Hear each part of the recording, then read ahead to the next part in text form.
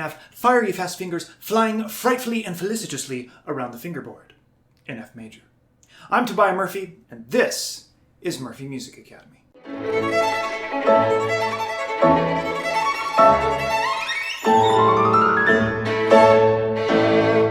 So, I actually thought this was going to be one of my shorter videos, and it turns out it's not. So, I guess I get to do my obligatories. So, of course, if you like the video, then go ahead and like the video. As a matter of fact, if you've already been here and have watched my videos before, I know you haven't finished watching the video, just like the video. Just like it. Like it right now. Those of you who want to give me a chance, then watch the end of the video and like it at the end. Of course, those of you who think you need to say something to me, please put that down in the comments, because I'm very good at answering those. And, of course, subscribe. Oh, yes, and of course I teach privately, both in person and over Skype, and of course internationally. Of those of you who might be wondering, my contact information is in the description below. So today I want to talk about something, I kind of call it a secret because it doesn't seem to be an idea I talk to people, not too many people seem to have on their radar when they're teaching or when they're playing.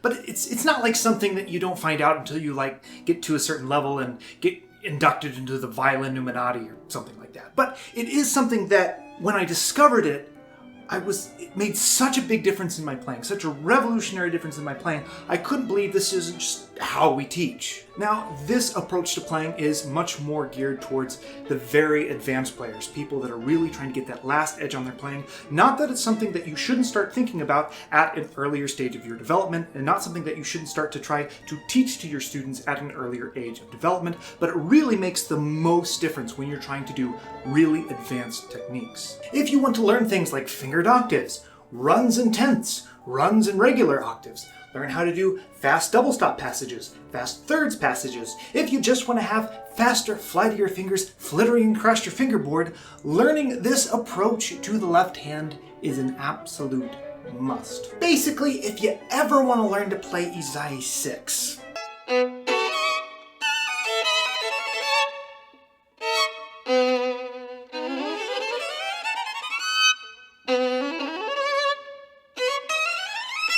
So now that I've talked it up for a few minutes, what is this fabled finger fixer, and why must you now frequently apply it in order to gain a frightful advantage over your less fruitful colleagues?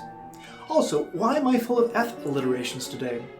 I have no answer to the second question, but as to the first, the answer is pressing down the strings with your fingers as lightly as you could possibly get away with and still have a clear sound. Now, I understand that this doesn't sound like a particularly groundbreaking idea. I'm sure many of your teachers have told you you need to keep your hands, both of your hands, very, very loose. But there's another way of thinking about this added to that idea that makes all the difference. You see, there are two different aspects of violin technique and violin sound production that most violinists themselves are not aware of. The first one is that when a violinist brings their finger to a string in order to play a fingered note on that string, their left hand is actually engaging in two separate actions instead of one. They aren't just taking the finger and going like that. What they are doing is they're first taking the finger to the string, and then there's an additional amount of pressure that has to happen to squeeze the string down to the fingerboard. Now, anyone that's been studying the violin for a considerable period of time and is starting to get into more advanced music will tell you that even shaving off a millimeter of extra motion can make all the difference in your playing. The more additional pressure that you put onto the fingerboard after you've already gone through the motion of moving your fingers to the string is more additional unnecessary motion that you're adding to your playing. I know some of you are saying, but Tobiah, I need to jam my fingers into the string because that way I get a clear sound. And that brings me to the second thing a lot of violinists don't understand about violin sound production. Now, a lot of students do experience that when they jam their fingers harder into the string, they get a clearer sound. However, that is correlated with the reason for why you have a clear, more focused sound, but it is not the cause of it. The cause of what gives you a clearer sound in terms of what your left hand is doing is not pressure, but stability. You see, if someone hasn't been trained properly, when you place your finger down on the string, the finger actually wobbles just a little bit. It goes back and forth on its intonation.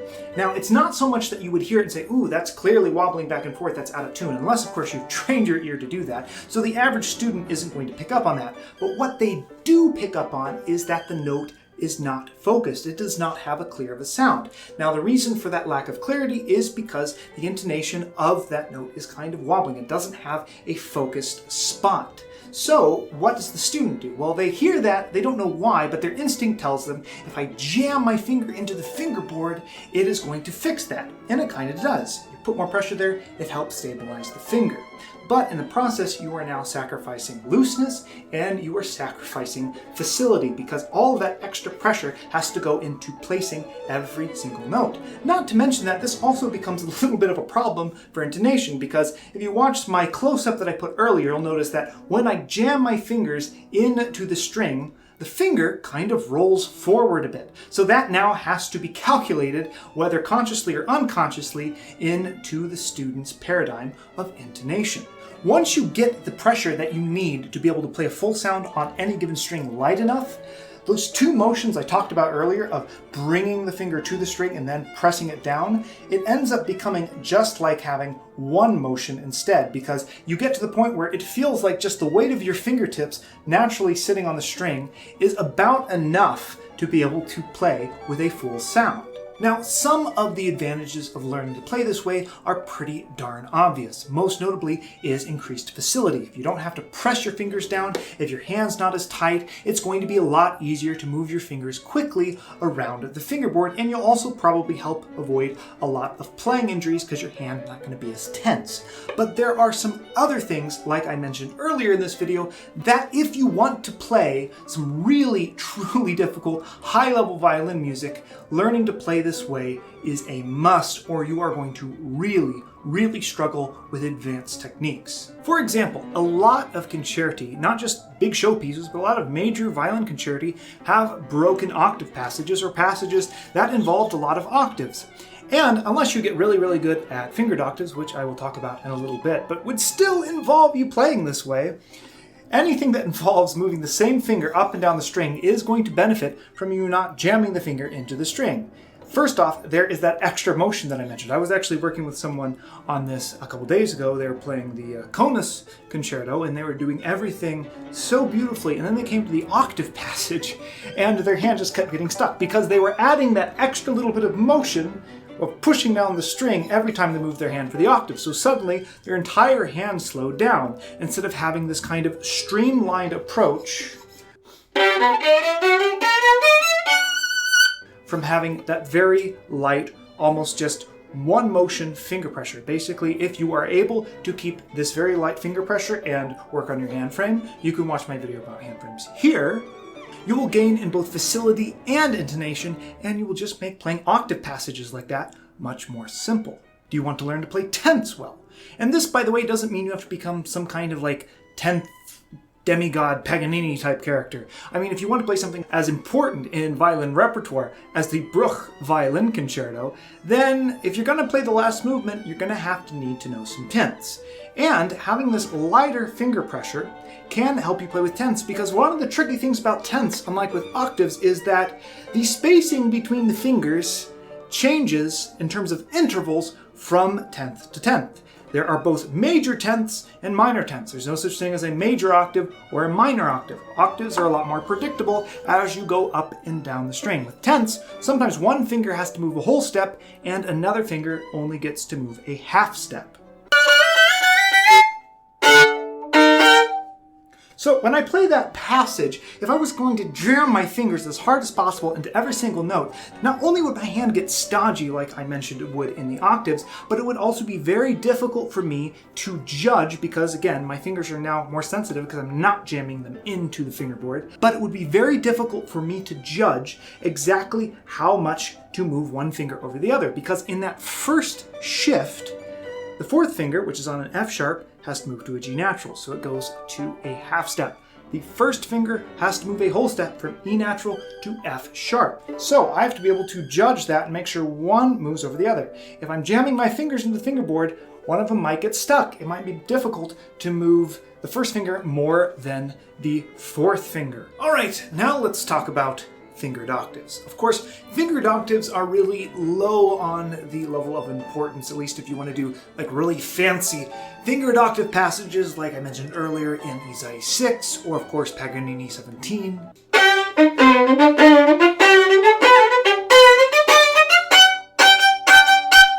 In my defense, I have literally almost not practiced that for a decade. But it probably still sounds better than when I first learned it when I was in my undergrad, because I did not understand how to approach my fingers properly on the fingerboard. You see, when you are stretching out your fingers to play fingered octaves, your hand is already past its normal hand frame, so we can't actually go back and rely on that for our intonation. So the fingers have to learn to be very flexible and very sensitive. Also, anytime you stretch your hand past this normal frame, the hand naturally gets tighter, and there's really nothing you can do about that, but what you can do is eliminate as much tension in other aspects of your left hand as possible. Also, one of the biggest difficulties for playing fingered octaves just in normal scales is when you run into a half step, because you can kind of get used to doing a whole step with fingered octaves, but when you get to a half step, you always run into the problem that you can get the fourth finger a lot closer to the third finger than you can get the second finger close to the first finger. Note the big gap here. It's actually very difficult for me to do that. That puts way too much tension on my hand. So, what's the best thing to do? If your fingers aren't jammed into the string, you can actually learn to scoot the third finger out of the way, almost scoot both fingers out of the way, and kind of replace them this way. Speaking of moving fingers out of the way of each other, playing with much lighter finger pressure also allows you, especially in high positions, to do just that, which anyone that's played a lot of passage work in high positions knows that because the spaces between the notes are so much smaller in higher positions, learning to move fingers out of the way of each other is an absolute necessity if you still want to play in tune. And again, if your fingers aren't jammed into the fingerboard as hard as possible, it becomes much easier to manipulate fingers and move them out of the way. Anyway, I just wanted to throw this idea out there to people because it was something that was really helpful to me. But before I go, I want to talk a little about how you find that kind of perfect finger pressure. So the first thing you're going to want to do, and this might seem a bit counterintuitive, but don't try to find that perfect finger pressure at all. Because first you want to make sure that you actually have finger stability at your normal finger pressure. There are a lot of you out there that even if you jam your finger into the fingerboard as hard as you possibly can, your finger is still wobbling all over the place and giving you that unfocused, amateurish sound. So those of you who are just now getting into finger stability, don't even bother about worrying about any kind of light fingers or anything like that. Just learn how to get your fingers completely stable, and to do that, you need to learn the function of the thumb. In short, proper finger action is not a closing of the hand around the strings, but a leveraging of the thumb against the fingers. So once your fingers have learned to leverage themselves against the thumb, then you can actually use that pressure of the thumb against the fingers to roll the fingers back and forth depending on which way you need the note to go. So if you have a tendency for your fingers to roll forward, to be a bit sharp, then you can counteract that against the thumb to roll it back. You keep doing this, counteracting your tendencies one way or the other, until you finally get that finger 100% stable. Another big thing you will want to do is to get out a dial tuner. So one thing I noticed when I started to pick up on this as being a thing is I was playing a note with a tuner and I realized as much as it sounded to me like the note was, not changing its pitch at all, the tuner actually was moving back and forth a lot. So that's when I first realized that my fingers weren't stable, and this was before I figured out that I needed to, learn to loosen up the fingers and make them stable even without the extra pressure. So if you want to learn how to play this way, first things first, just teach your fingers how to be stable generally before starting to mess around with lighter pressure. Practice stuff really slowly using that tuner and just see how quickly you can get that note right in the center of the dial and keep it there for a considerable length of time. After a while, your ear will take the place of the tuner if you're keeping it very focused while you're practicing with the tuner, and begin to adjust the fingers as necessary and be able to stabilize the fingers while you're playing. Once you've gotten a hold of this kind of approach to playing, then it might be time for you to start experimenting. Yes, it's just going to be experiment. Unfortunately, I don't have a step-by-step process for how to learn this. Once you've learned how to stabilize your fingers generally, then you're going to want to mess around with how much you can loosen up your fingers and still keep them stable. And when it comes to learning how to loosen up the fingers and find that perfect light finger pressure, the lightest you can get away with, since I don't have a step-by-step method, I do just have one bit of advice, and that's whatever you do, don't overthink it. You see, the difficulty with both teaching and learning more advanced paradigms of violin technique is that you get to a certain point where to execute something correctly, the mechanics of it are so specific that they avoid direct verbal explanation, and it really just comes down to, are you feeling it the right way? Which is a very difficult thing for me as a teacher to explain, so when I work with a student on more higher order violin techniques, then I have to sort of more guide them in the right direction, maybe use metaphors that try to work for that particular student. Not every metaphor works for the right student, and then a lot of it is just find a way to encourage them to do a lot of experimentation.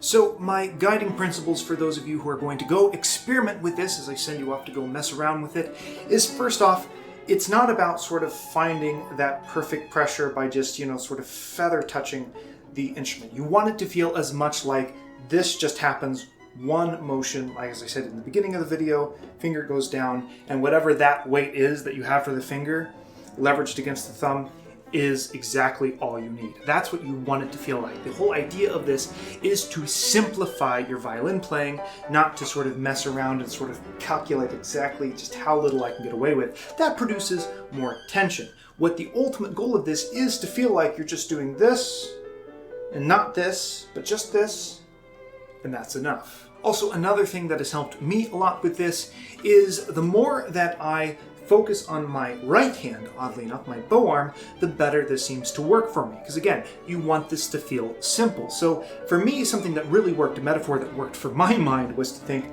this is piano and this is forte. I don't know why that works, but at least for me, that was something that really just kind of helped everything click. And lastly, of course, remember that this is something that if you start to work on it, it probably is not going to work for you right away. Now, some of you might start to work on it and it just suddenly opens up your world. Others of you are going to start and be like, this is stupid. Why am I doing this? And then 3 years down the road, you're going to suddenly go, oh wait, that's what he was on about, which is something that happened to me a lot when I was a student, which is one of the things when it comes to higher order violin techniques.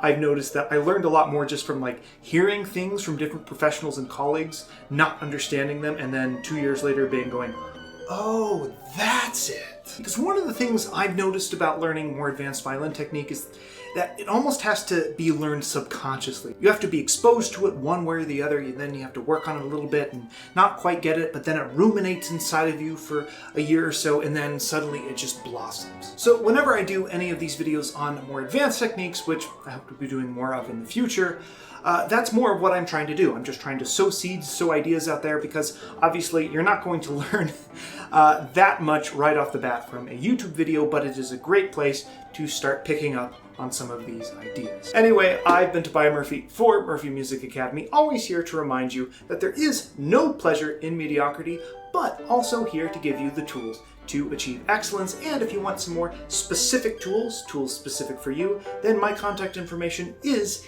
in the description below if you want to sign up for Skype lessons, or if you live in my area, in-person lessons. Happy practicing, and I'll see you next time.